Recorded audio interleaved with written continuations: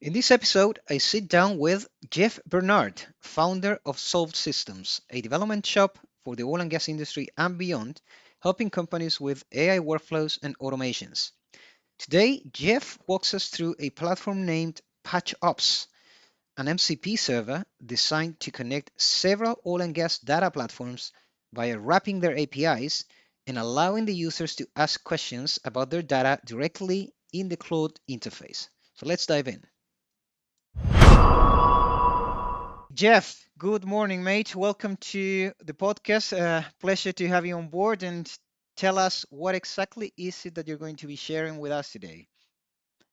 Yeah, so thanks for having me. And what we're going to share today is PatchOps MCP server platform. Kind of what that is, an MCP server, for those who don't know, is a way for AI to talk to platform data via an API. These are a lot of three-letter acronyms, but what they mean is you have an API. It's a way to get to data in a platform, and that's a historical thing that you have the front end of your applications, all the buttons you click, they all talk to APIs, and we're able to add a wrapping around that API that enables AI to be able to talk to the API via MCP server. So it seems complex. It's not really complex. It's very straightforward from the perspective of AI, especially. It's a connector of sorts. That's all it is. It's a connector. Right. Let's jump into it. Okay. So we're sharing right now. We're good. Yeah, we can see your screen. Okay, so this is PatchOps, our platform, and it's gone through many iterations. The MCP standard, the protocol, came out about a year ago. It was put out by Anthropic, and they've supported it and built on top of it, right? So the first version is just basically AI trying to find its way in the data, right? And you couldn't really have long conversations. It was pretty difficult, didn't work well, right? It didn't have really good discovery of the data inside of the platform it was calling. That since has gotten better, and probably could say it will increase as things move on. So what we are is we're sort of a junction point, right? You have all these oil and gas platforms that have APIs, and people may be using this platform, that platform. And the problem is you don't have a way to cross-reference data. Historically, you could get front ends built, right? The thing you interact with to be able to pull data. You could do Excel exports, pull it into a database, all these different ways of manipulating data. Time consuming. You have a lot of developers involved, and it abstracts away from the business people who just need answers really quick. So what we've done is basically gone out and looked at all of the APIs that are out there for these platforms, and we've wrapped them in something that AI can understand. So we don't recycle data. We allow you to access the data on the platforms in energy that you interact with every day. We do this via API keys, login credentials, right? And then we are the centerpiece that allows the AI to access all of these platforms. That's okay. That's Many, that's yeah, that's very clear, man. At this point, just to bring this down, when you say oil and gas tools or platforms that you will be connecting to, give us Mhm. a couple of examples of actual tools that we can Yeah, connect to. yeah. So we can go in here and take a look at this. We have things like Inveris. They're a massive data company in the energy sector in general, right? Oil and gas specifically. But if you open up their electricity, all these other things, you have Corva, their real time um, drilling rig analytics and frac and wireline and all of those upstream processes. You've got Combo Curve. They're more on the downstream side of things. And then we've started adding a lot of free APIs that are wrapped as MCP servers. And the reason for that is we want to try to open this up to as many different facets of energy as we can. So someone in planning that might need to do environmental analysis, when you're setting up a well pad, you might need to look for flood zones, all of these different things that are required by the government, both state and federal, to get those permits set up, right? So we've added some free stuff in there to try to get people and users using it. And then we also have those platforms, like we talked about, that are, in different sectors of oil and gas, right? So we have Data Bento, Geotab, Corva, Samsara. This is a vehicle tracking platform. Well Database, it's a flagship partner. They have data across about 5 million wells, 6 million wells across the United States, right? And it's just a ton of data. And so we're able to wrap all of these APIs and kind of bring them into one junction spot. Okay, fantastic. What if you had a government website with data that I would like to access to? Can you create on the fly an API and wrap a connection to that service or that website to access that data? Is that doable? So, so today where things stand, if it is accessible, you like via, you don't have to have like authentication even, it's just an open endpoint. You could get Claude to probably call that and do something with the data, right?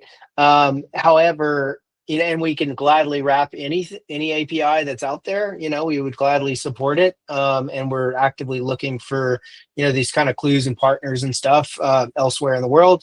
But a dynamic tool through here is not quite possible yet. You would need something like Claude Code. You could sort of do it in the command line, but to have it repeatable and available for Sure. like office personnel, you kind of have to go the MCP route today. Yeah. Okay. Got it. All of these already available to be connected to with these APIs you have wrapped.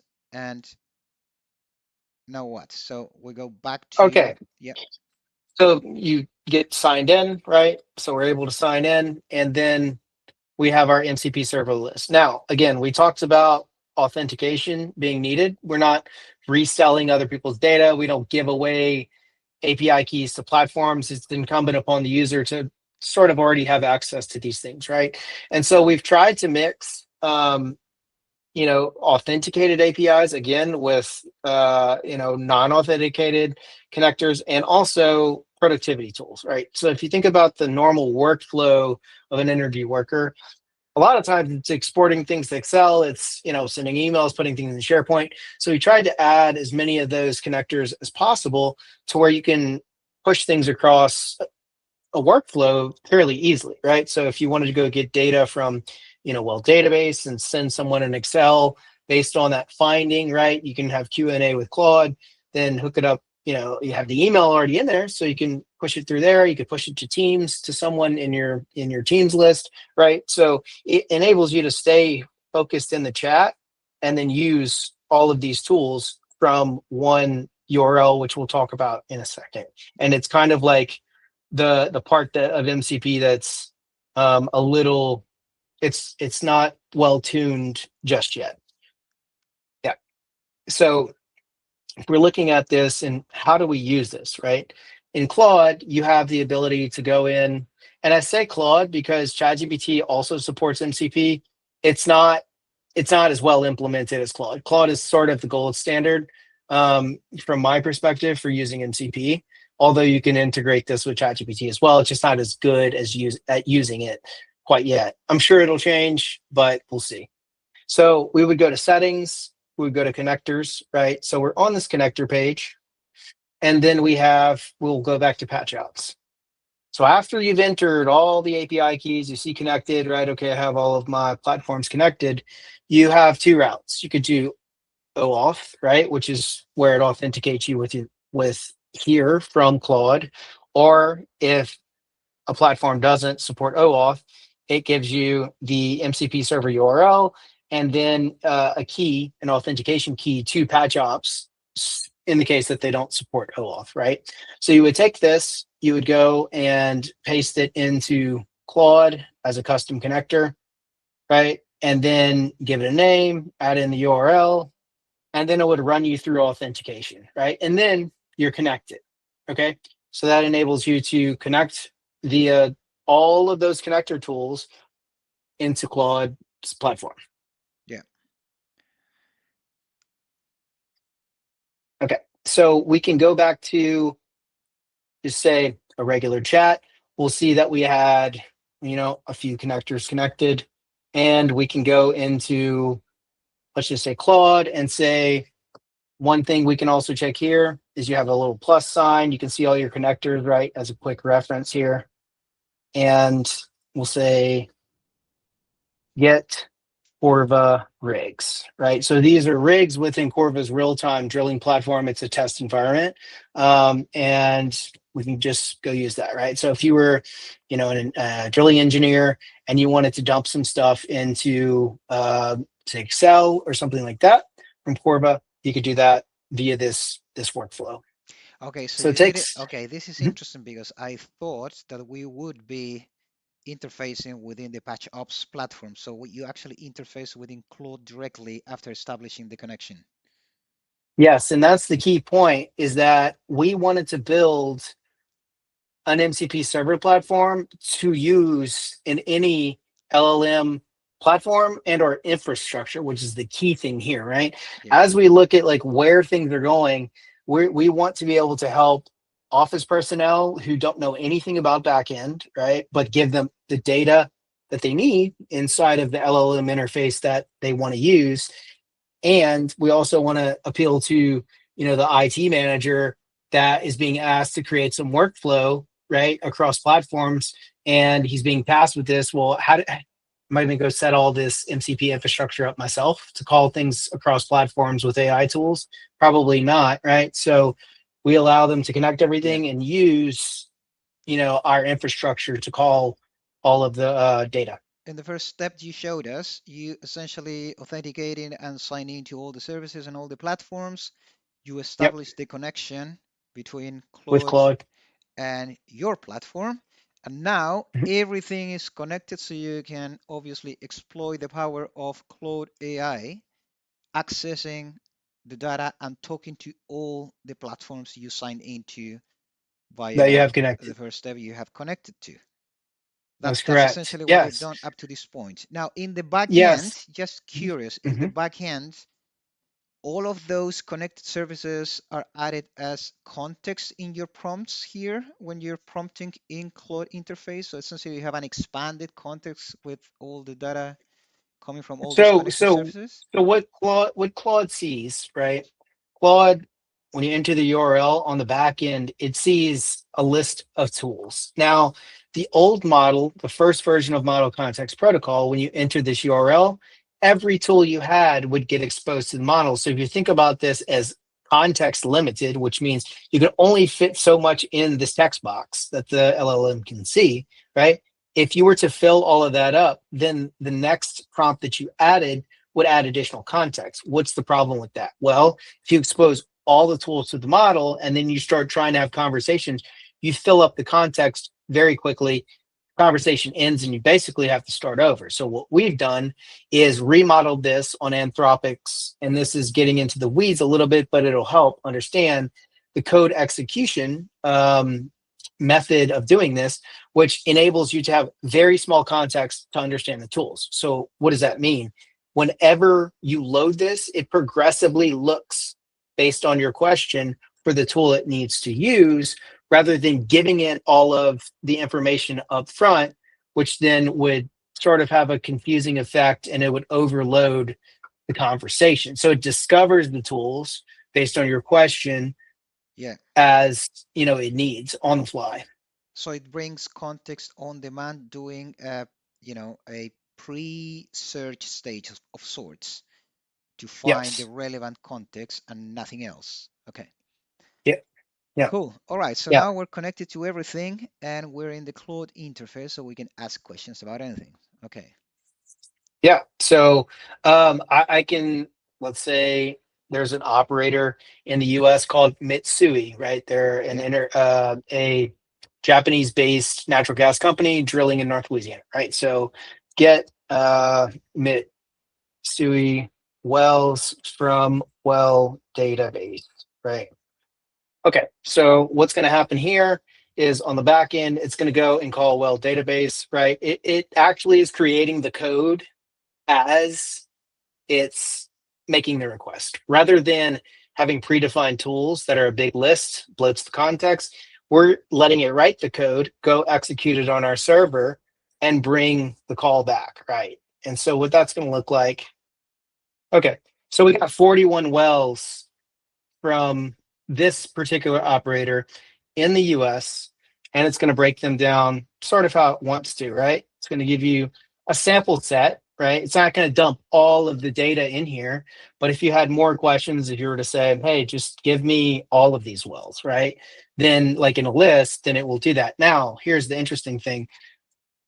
We have apps now that we could render off of this data in real time, which is a newer thing for MCP standard, which is called MCP apps. And so what that does is allows us to give visual context to data that's already in here, right? So, okay, map these wells. Yeah. So yeah, so you get an app to visualize it, right? Yeah. And then if I say I wanted to drill into it more, we'll show you that. It's a little bit like time wise, it takes like about 5 minutes to run the entire workflow.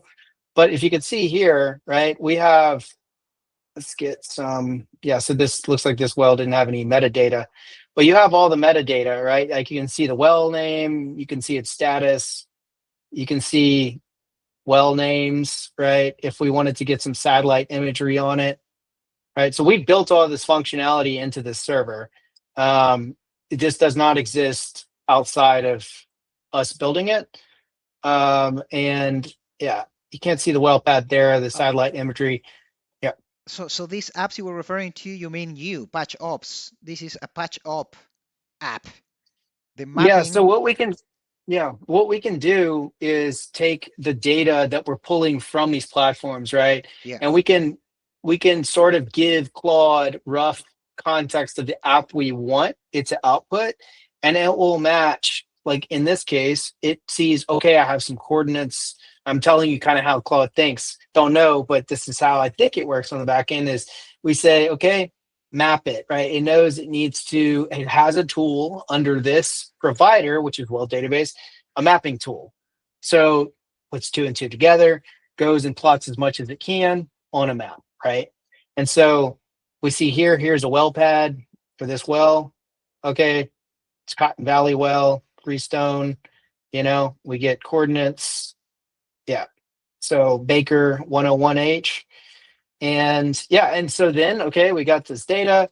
Well, we can, do whatever with it. Let's say get plot wells on the map. Well, trajectories. Okay, let's see. Okay, so if we start zooming in, we can see these wells and their underground trajectories, right? So sort of where they went underground, right? So we added some intelligence into our platform that supersedes just having a textual conversation. Mhm. In more advanced workflows, in the hands of very intelligent people, this is a very, very powerful tool, and I can illustrate that here. We have the capability, right, with the same provider, well database, and this would be the same for any other, provider that we would wrap. We can get it to create a 3D model, right? And so in this model, this workflow collectively, there's many turns, but we were able to get it to map the underground trajectory, get frac data, right? The fracking and set perforation tops and bottoms, right? So this is where they started fracking the well. And then in further turns, we mapped the frac intensity. See if I can find that. Yeah, so you can see the frac intensity, right? The proppant, and it'll start giving. I mean, so if you think about your workflow in oil and gas and what it would take to get this data in a software, I mean, we're talking millions of dollars in design, right? And this sort of does it on the fly to a degree. I have a couple of questions. So we are connecting to mostly a bunch of structured databases in all those platforms and services. So I presume you could submit include any query that you would in any of those platforms. For example, let's say if we connect to a production database and I can query include, give me the peak production in all these wells between this and that date, for example. And it'll create code on the fly to emulate that query in the platform, and it'll do it for you on the fly here. Is that right? Yes. For yeah. So actually, I have a friend, Talal Naeem. He has a platform called WellOps, and we've wrapped, their services. Let me make sure they're still up. And this is just a test database, right? But basically, it's kind of the same thing that you just talked about. They have a well database basically of production, right? They're collecting production data. So it's going to go and get the companies, which would be the context of your company, right? Because your API key would be scoped to your company. So on the back end, it's fetching that. Okay, now it's getting wells with the company ID, right? And again, their data is like it's test data, right? But if you answer your question, you could sort of anything you can come up with in enough turns, you could get the data extracted sort of any kind of way you want it and visualized, which is like the big thing, right? And that's really why we made this platform, is because creating all these visualizations requires teams of developers, and now it doesn't. It just can happen. So right now, we were getting some data back, right? These, again, this is test data, but you can see it kind of came back, and let's get some production.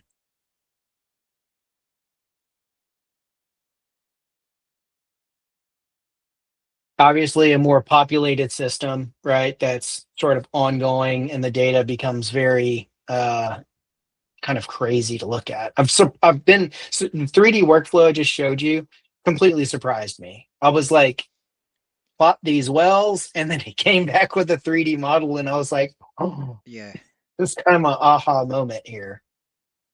yeah, it's pretty mind blowing.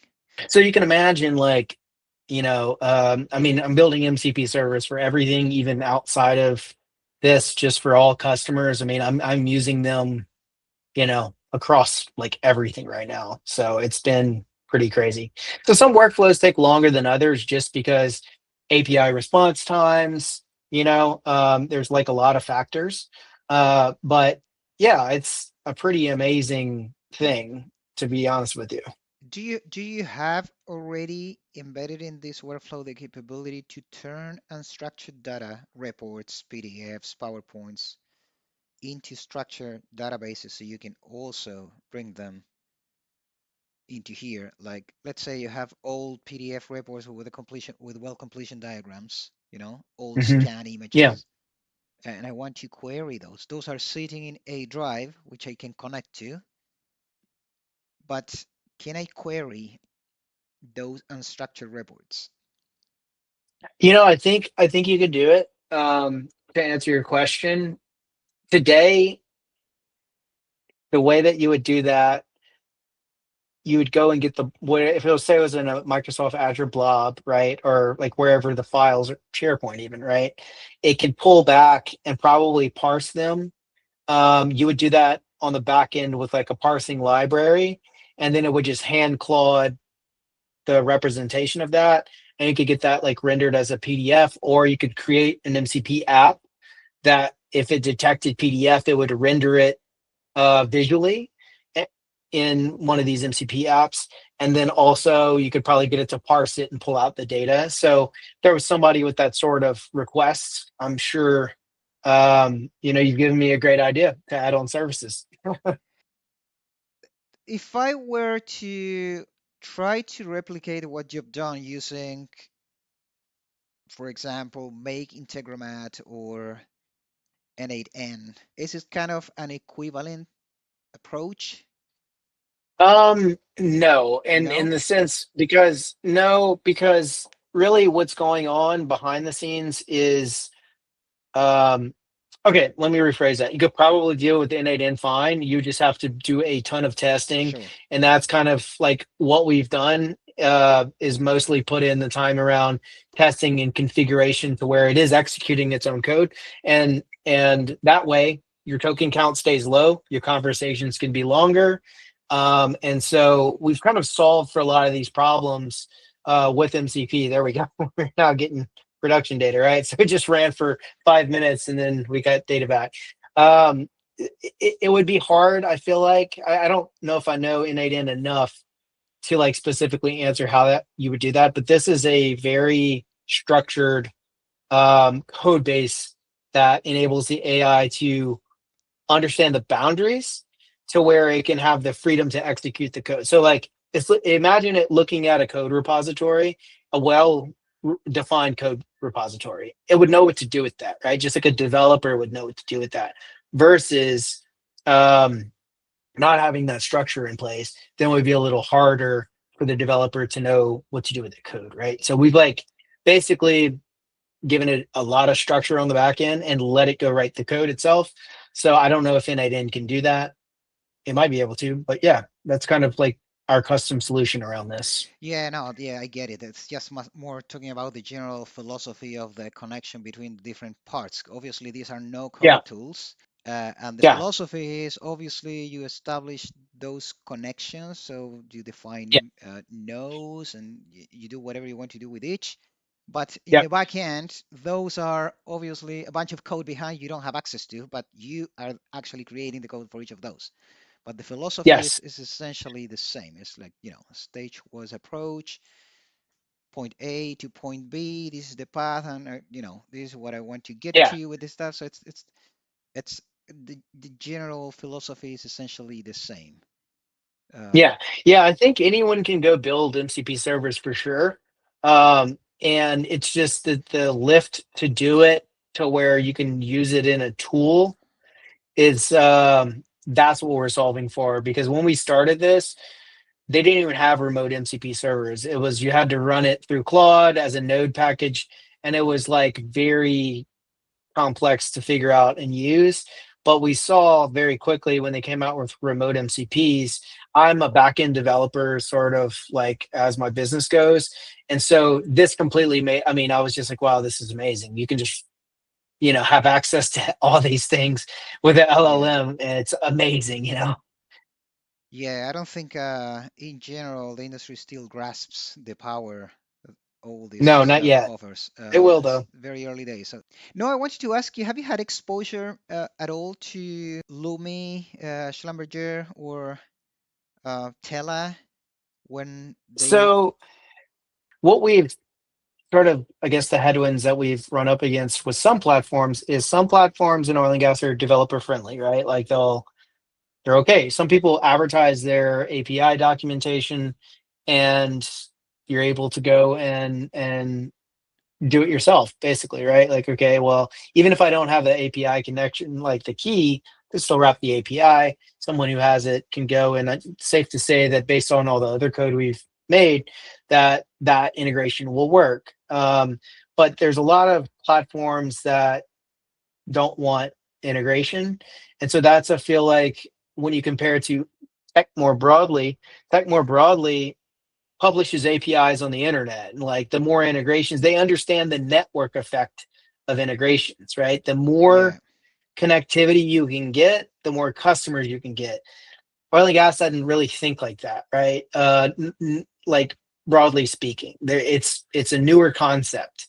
And so my hope for the future, it's sort of been my hope from the beginning of being in oil and gas, is that it transitions into more like tech, where you can connect across things fairly freely, um, if you have access to the systems, right? And so that is kind of like where we're positioning ourselves right now, is that we'll grow a little bit. We'll sort of appeal to forward thinking drilling people. That's sort of my expertise is upstream, right? So we're trying to cover energy as a whole, but we're kind of in upstream right now, and so get a few customers there. And then as MCP launches, we'll hopefully be able to get into the bigger companies, the Schlumbergers and Wellviews and all of these other platforms and integrate with them. That's our like longer term plan. Yeah, for sure. I'm still curious, not only from the integration angle, but in terms of the capabilities they're bringing into their ecosystem. Like if you think of Microsoft Azure or AWS, they're bringing along their file hosting and servers and everything that we're used to, a whole bunch of new AI tools for you to uh, build your own agents and connect everything internally and talk to your data and stuff. So, but I'm curious as to what the capabilities are and whether this type of capability can be replicated outside of those ecosystems for the smaller guys. Yeah, so we're a Microsoft development shop. Soft Systems is, and as when we're developing this product, and being a back end engineer, I'm like, we're developing this for both the office person and someone who's building in like Microsoft or AWS, right? And so agents, LLMs, they all, for the most part, now are starting to support MCP. And so we've built this to be able to be used inside of that infrastructure. That is like the point of why we sort of created this. Firstly, is for tools. Like I created PatchOps initially as a tooling idea, and then I was thinking like, well, people that are only going to use Claude, right? Like a drilling team that would only be using Claude, they wouldn't be on the back end. That part of the business would be separated. I want to appeal to both of those parts, the data side and then the drilling side. So maybe the data side is using that server URL with the authentication key, and they're okay outlining a workflow by an agent that they want to run at a certain point every day, and that uses PatchOps. And then the drilling team wants to connect across a few of the platforms that they use, and they just want to use Claude. They don't care about all the backend tooling that gets sent to them or the field guys as some report that's generated, with some AI tooling every day. And so we've set it up to appeal to both and to be able to integrate it with any ecosystem, right? So like you could go and build all of this yourself. There's no special sauce in the sense that like it's not replicable. You could definitely replicate it. However, you could do that with most things, right? So like why do some platforms exist at all? And it's just because people found them useful. And so I found this useful. So there's a little bit of like curiosity, which is like my main driver. And then also managing these platforms for businesses, right? Like I to go get just this simple piece of data. Okay, well, I have to log into this portal or construct this whole workflow around this API in Microsoft Logic apps to pull these values. Now, don't have to do that, and so it's a long way of saying it plays well with sort of any ecosystem for front end people and for back end people. And so that's Yeah, kind of, I don't see somebody else going create an MCP server platform for oil and gas, today. yeah, absolutely. Let me ask you, let me go back to my first question because I see a huge opportunity in Yeah. trying to establish a connection of sorts or build that, whatever it takes under the hood, to scrape data from government websites with, Yeah. databases and ask questions about those databases because those are typically very clunky. It's a horrible user experience. It's slow. It's cumbersome. So this would be a huge friction to remove for the user. So I think a great opportunity in that regard, but I'm not entirely sure as to what would it take to wrap all of that into a simple connector to embed it in this Yeah. workflow. So we're rolling out Railroad Commission. It's the governing body for oil and gas for Texas, right? Or the regulatory body for oil and gas in Texas. And they have FTP servers, which just the data is there. There's no API to connect to. And so we're building tooling around scraping, data and putting it into our database and offering that under the free tier or every tier, Yeah, but the free tier, where you get about like 50 calls a month. And yeah, so we're starting to aggregate those data sources into our databases to give people some freemium to work with, right? So everyone's going to be built a little bit different, but what's been interesting is using the Claude extension in Chrome browser and having it go, and I had it build a pipeline, right? And I had it go and basically test how you would pull this data from these arbitrary government websites and told it to give me a prompt to give Claude code to build a scraper. And it did it. And through maybe 4 hours of iteration, I was able to get all the pipelines in Texas into a database, right? And so those opportunities are huge. Yes, Uh, absolutely. and we're looking at them for sure. Just to wrap this up, so in summary, what you have created through the PatchOps website is a portal to connect to multiple services and platforms, and then be able to, via the Claude interface, ask questions and talk to all of those services and databases and render results on the Claude interface directly. Yeah, and then send emails, do data manipulation rather than you having to do the data manipulation. It's Yeah. very free flowing, right? Rather than getting stuck in a bunch of interfaces, exports, and having to match everything in Excel, you sort of like do it in a conversation. Yeah. So all that data analysis, plotting capabilities, all of that is already embedded within the Claude interface without you having to go anywhere else. That's the motto, right? Yeah. Yeah. I mean, there's a theory out there that they're going to it's basically the UI is going to go away and just be consumed into LLMs. And I think this is like the first iteration of it. Personally, I think you just be data sources from there. We'll see, but looks like that's where it's heading.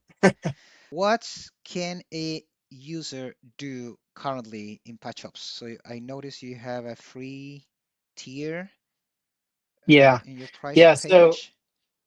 yeah, so there's so if we go back to pricing,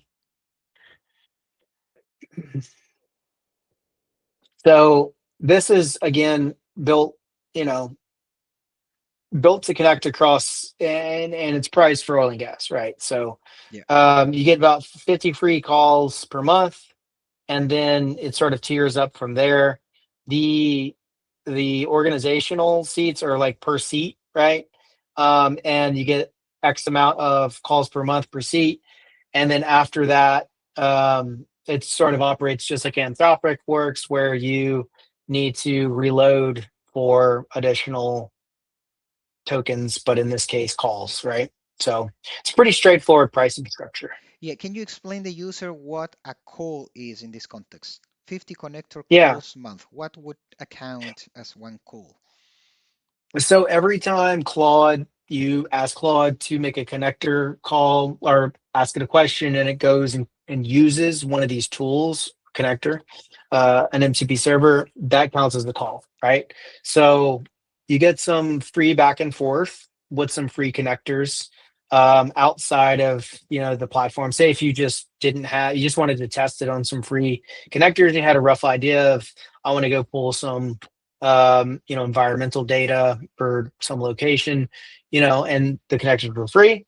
You do 50 back and forth turns with Claude calling tools, and then yeah, that then you hit your free limit. Yeah. So we noticed in the example you showed us when we asked for production data, it Yeah. iterated a few times. So it created a piece of code, didn't get anything. It tried again. But we were connecting to the same platform. So would that count as one call, or each new iteration would count as a separate call?